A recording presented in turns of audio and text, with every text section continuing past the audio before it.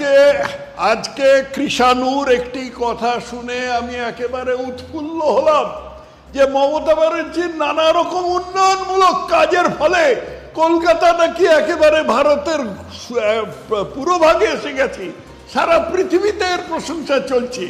এই জিনিস আমি জানতাম না, শুনে যে আমার মানে হৃদয়ে কি আনন্দ হচ্ছে সে বলে বোঝাতে পারবো না।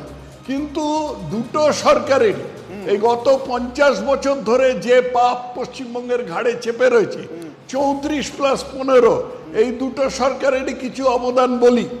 কলকাতা আগে একটা হাঁটা চলার মতন জায়গা ছিল, এই কলকাতার ওপরে আজকে একেবারে কেন্দ্রস্থলে গ্র্যান্ড হোটেল আর্কেডের তলায়, লাইট হাউস সিনেমার সামনে, লিন্সে স্ট্রিটে যে প্রচুর পরিমাণ হকার বসে আছে, এরা কারা?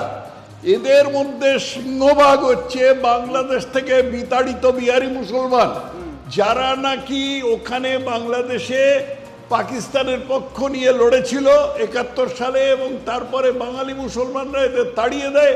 তখন এই বিহারি মুসলমানরা পাকিস্তানে যেতে চেষ্টা করেছিল, যেতে পারেনি, তারা কলকাতায় চলে আসে এবং সেই সময়কার নেতা বাম নেতা কলিমউদ্দিন শামস এদের চৌরঙ্গিতে বসিয়ে দেয়। আজকে চৌরঙ্গির যা অবস্থা হয়েছে সেটা দেখে কোনো